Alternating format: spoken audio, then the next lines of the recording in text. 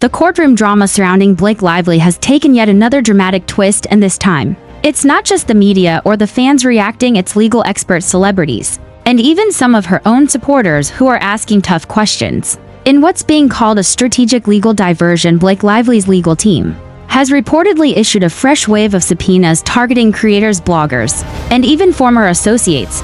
But here's the kicker: the timing is highly suspicious. Just days before she was set to be grilled under oath in a deposition that could expose her role in the now infamous Baldoni defamation saga, Blake's legal camp suddenly turned its attention elsewhere. Some are calling it a classic smokescreen. Others say it's an act of desperation. Now the internet is buzzing.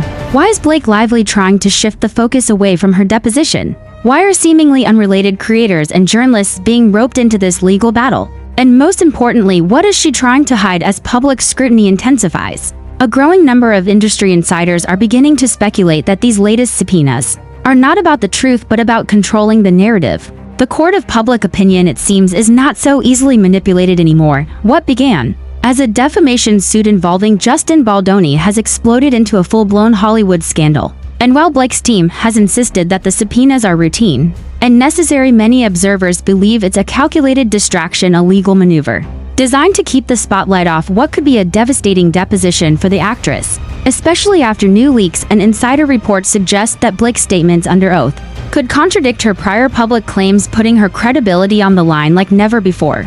This is no longer just about legal documents, it's about reputation, it's about power, and it's about what lengths someone will go to in order to avoid accountability.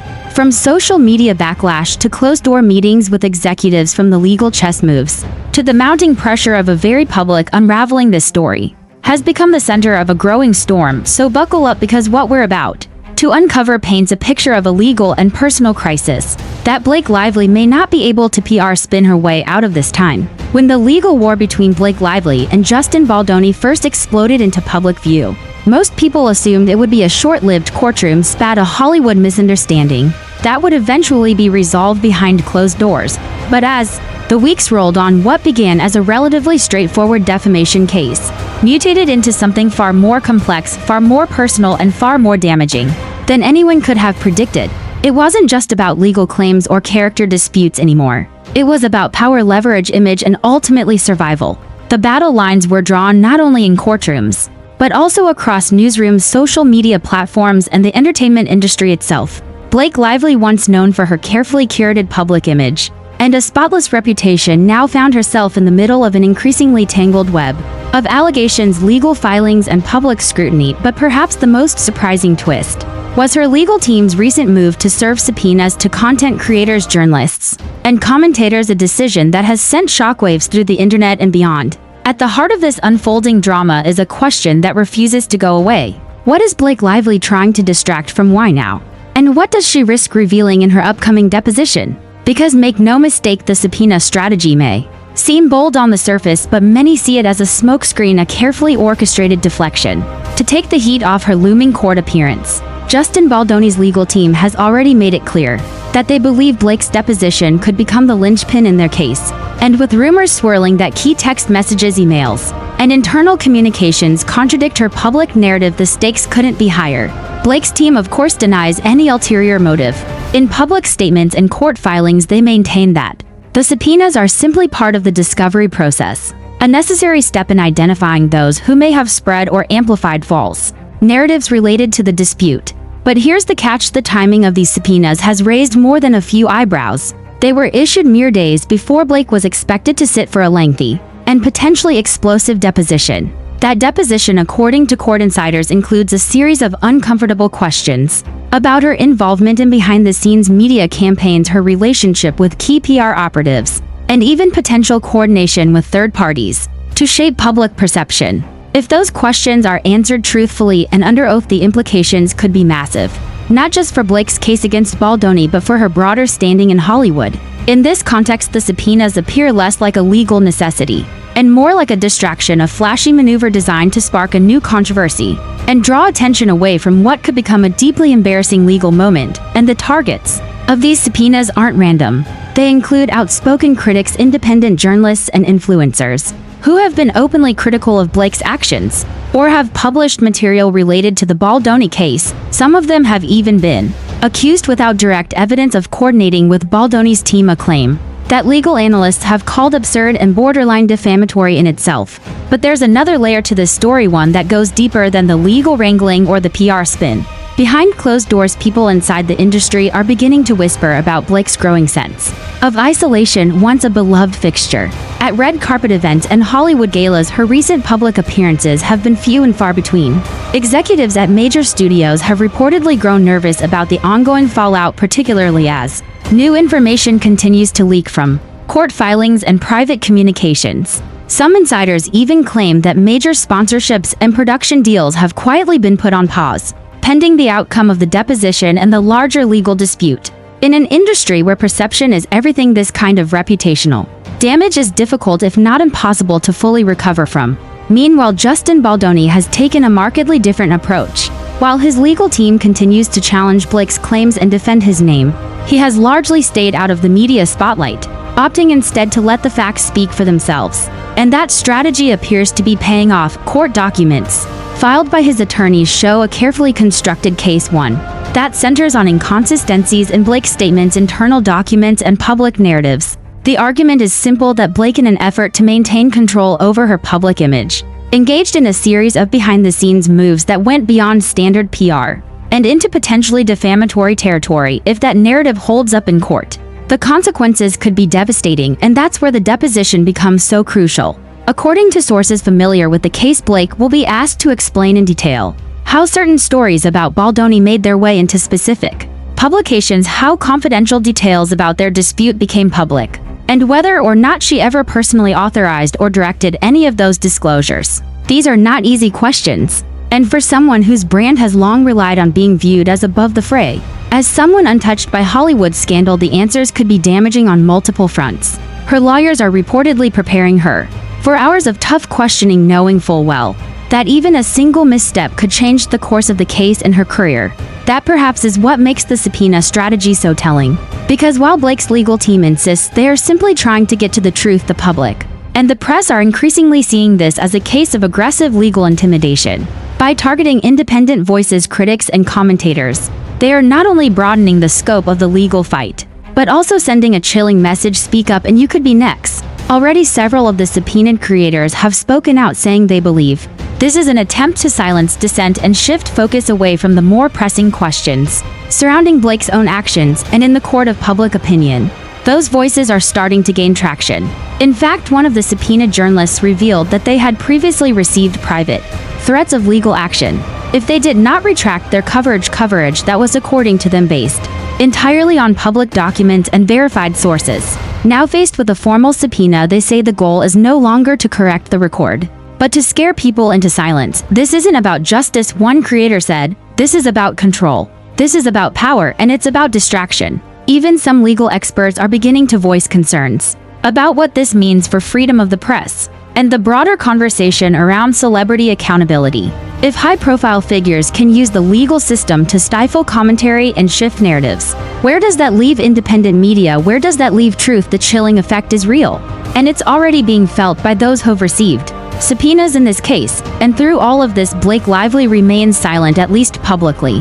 Her team has declined repeated requests for comment, choosing instead to communicate through carefully worded court filings and off-the-record briefings. But silence in this case may not be golden, because while she may be avoiding direct engagement with the media, the narrative is continuing to spiral, and not in her favor. Every subpoena issued, every critic silenced, every delay in the deposition only fuels more speculation, more outrage, and more suspicion. And as we move closer to the critical date of her sworn testimony, the pressure is mounting in ways that even her most seasoned advisors may not be able to contain. For now, the spotlight remains firmly on the subpoenas. But make no mistake, the real story is what's coming next: the deposition, the questions, the answers, and the truth. Whatever it may be that Blake Lively can no longer outrun, the smoke may be thick, but the fire is just beginning. As the days tick closer to Blake Lively's deposition, the media frenzy has reached an entirely new level, not just because of the legal implications, but because of what this moment represents. In Hollywood, image is currency, and Blake has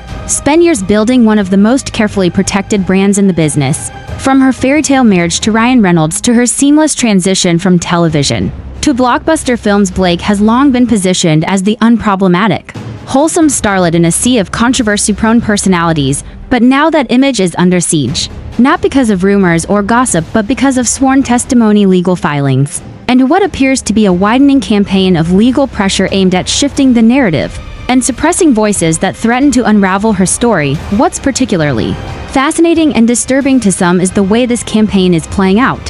While Blake herself has remained out of the spotlight, her legal team has been highly active, not only in courtrooms but also in the shadows. Multiple journalists have now come forward privately alleging that representatives connected to Blake's team reached out to discourage them from publishing anything critical in the days leading up to the subpoenas. Some were warned of possible legal retaliation, while others were offered vague promises of future access or professional collaboration, a common but often ethically murky Hollywood tactic used to control coverage. The message, whether direct or implied, was clear: fall in line or face consequences.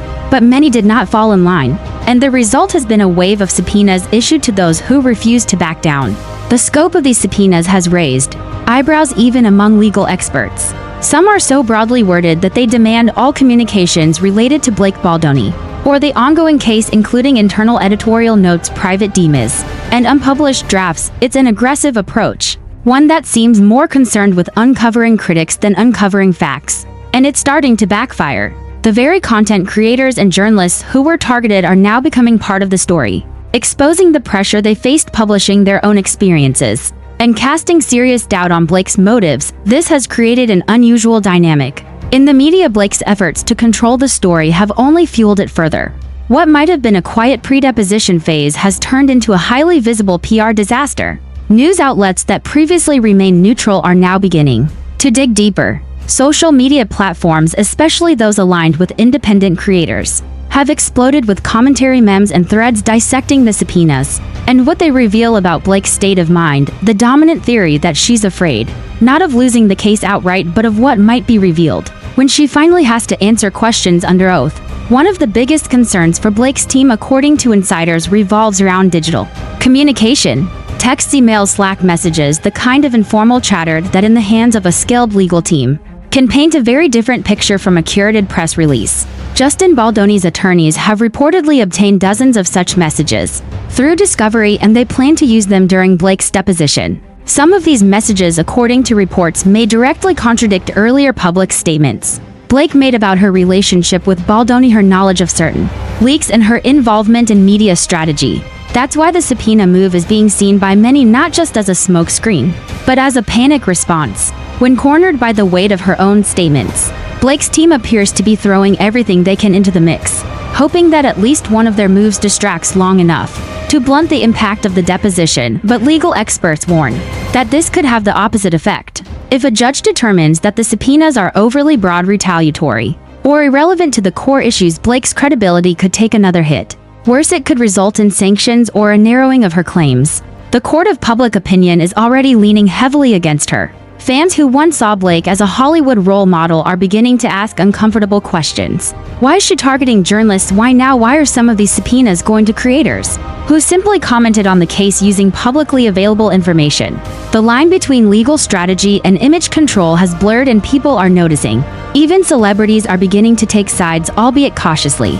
A few have liked or shared posts criticizing the subpoenas, while others have privately distanced themselves from Blake altogether. Justin Baldoni, in contrast, has received an outpouring of support, not just from fans, but from fellow actors, directors, and industry veterans who see him as the underdog in a very public and very personal war. His strategy of staying quiet, letting the legal filings speak for themselves, and refusing to escalate the media spectacle appears to be working. In a recent panel appearance, Baldoni alluded to the ongoing drama without naming names, saying, "Sometimes the truth doesn't need a megaphone. It just needs patience." It's a stark contrast to Blake's current positioning, and it's one that's earning him sympathy. Meanwhile, Blake's silence, which might once have been seen as poise or professionalism, is now being interpreted as avoidance. The pressure is mounting. Media outlets are counting down to her deposition. Legal pundits are predicting bombshell revelations, and critics are mobilizing to document every twist and turn, especially if it involves any perceived attempt to silence or distract. There's also growing interest in how the subpoenas were prepared. Court records show that many of them were issued within a very tight window, all in the days leading up to Blake's originally scheduled deposition. Some analysts believe this timing is more than coincidental. It suggests a calculated effort to stir up fresh controversy that might delay or overshadow the deposition itself. And indeed, Blake's legal team has already filed motions attempting to limit certain lines of questioning, citing irrelevant commentary and third-party interference, arguments that some believe are directly tied to the content creators now being subpoenaed. But the court doesn't tend to look favorably on tactics that appear to waste time or intimidate witnesses. And if these subpoenas are found to be frivolous or retaliatory, it could seriously backfire on Blake's defense. Not only could it undermine her credibility, but it could also embolden Baldoni's legal team to push for further disclosures, including the full scope of Blake's internal communications with her team, PR consultants, and legal advisors. That's the part Blake's team may be dreading the most, because while the official narrative remains tightly controlled, the reality behind the scenes could tell a different story, one of strategic leaks, pressure campaigns, and a growing disconnect between Blake's public statements and her private moves. If even a fraction of that becomes part of the public record through her deposition, it could forever alter how she's viewed, not just in the courtroom, but in the culture at large. Hollywood is no stranger to legal battles, but rarely does a case attract this level of attention, not because of the claims themselves, but because of what they reveal about power, media, and control. Blake Lively's decision to go after content creators of all people has opened a door she may never be able to close. It's no longer just about her and Baldoni. It's about the right to ask questions, the right to analyze public records, the right to speak out. And when those rights are challenged, especially by someone with Blake's level of fame and access, people notice. In this new digital era where everyone from journalists to YouTubers can shape public perception, trying to silence voices can often make them louder. And that seems to be exactly what's happening. The creators Blake tried to suppress are now more visible than ever, and the audience is listening. Some of these creators have even hinted that they will file their own motions to quash the subpoenas, potentially turning this into a First Amendment battle as well as a defamation case. If that happens, Blake could find herself fighting on multiple fronts, with her legal team stretched thin and her reputation increasingly in jeopardy. And all of this is unfolding before a single question is asked in the deposition that more than anything should concern Blake and her advisors. Because while the subpoena headlines may dominate the news for a few days, the real test is still ahead. The deposition is where facts matter, where evasion is punished, and where image can't shield you from the truth. In that setting, surrounded by lawyers, cameras, and a court reporter, Blake Lively will have to face what she's avoided for weeks: direct questions under oath with no edits, no filters, and no PR spin. Her answers, or lack thereof, could decide the course of this case.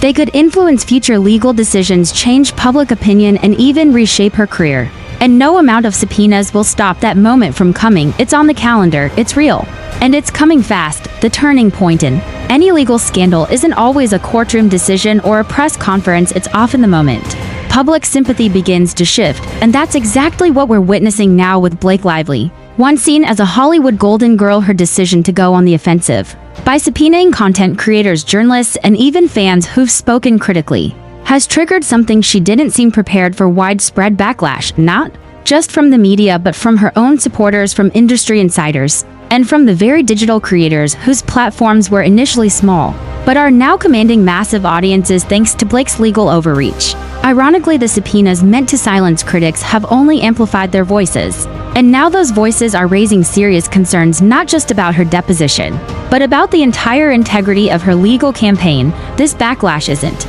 limited to internet circles. Behind the scenes, executives at entertainment companies are having whispered conversations about Blake's future. Some are quietly reviewing existing contracts, others are reconsidering her viability. As a brand ambassador, she was once a guaranteed asset: stylish, intelligent, scandal-free. But this case has shifted the optics. Even without a ruling, the perception that she's trying to use her legal power to intimidate critics and control narratives has made people uneasy. Not necessarily because of what she's done, but because of what it suggests about how she handles pressure and accountability. In an era where authenticity is currency, the idea that someone would aggressively pursue critics rather than address the substance of allegations directly has become a major red flag. At the same time, people are beginning to dig deeper into the context of Blake's actions. Legal analysts reviewing the subpoenas have pointed out how unusually expansive they are. In some cases, the demands go far beyond any content directly related to the Baldoni case. One subpoena sent to a commentary YouTuber requested private backend analytics data, email communications with other creators, and even drafts of unpublished scripts. It reads more like an attempt to map out an informal media network than a genuine legal request for evidence. This raises a chilling question: is Blake's team trying to win in court, or just trying to control who gets to speak? Multiple legal commentators have suggested that Blake's team may be laying the groundwork for a broader narrative, one where she's the victim of a coordinated online smear campaign, and therefore justified in her aggressive tactics. But if that's the goal, it may be too late. Public sentiment is turning not because of what's being said about Blake, but because of how she's choosing to respond. Instead of confronting the deposition with transparency and honesty, she appears to be hiding behind legal aggression, firing off subpoenas as if to say, you talk, you pay. That's not just a legal move, it's a cultural one, and it's not playing well. Meanwhile, Justin Baldoni's side has remained measured and methodical. His legal filings continue to focus on the facts, timelines, documents, statements. There's no public spectacle, no inflammatory press releases. And yet the pressure is building on Blake because of what's being revealed in these filings, that there may be significant inconsistencies between her public statements and the internal communications now in evidence. Some of these contradictions reportedly relate to the initial framing of the dispute, where Blake positioned herself as a passive target rather than an active participant in shaping how events were interpreted publicly. Now the subpoena strategy is forcing everyone to reevaluate that story. If Blake truly had nothing to hide, critics ask, why go to such lengths to suppress discussion? Why use the court system to pry into the work of independent reporters? Why try to root out not just who said what, but how they organized their research, who they talked to, and even how they titled their videos? It no longer looks like legal strategy. It looks like reputation management gone off the rails, the kind of scorched earth approach that corporations use when they're trying to crush whistleblowers, not when they're trying to prove innocence. Perhaps most telling is how the creators themselves are responding. Rather than backing down, many have become emboldened. Several have published detailed timelines of their involvement, complete with receipts, emails, and behind-the-scenes accounts of how they were targeted. They're not afraid, they're furious, and they're using the platform Blake unintentionally gave them to broadcast their side of the story. In doing so, they're reaching hundreds of thousands, even millions of viewers, who are now seeing a version of Blake Lively they never expected, not the poised, polished actress from red carpets, but a celebrity using her wealth and legal reach to try and suppress dissent. The result has been a bizarre inversion of power. Blake, the household name, the star of blockbuster films, is now being outmaneuvered in the court of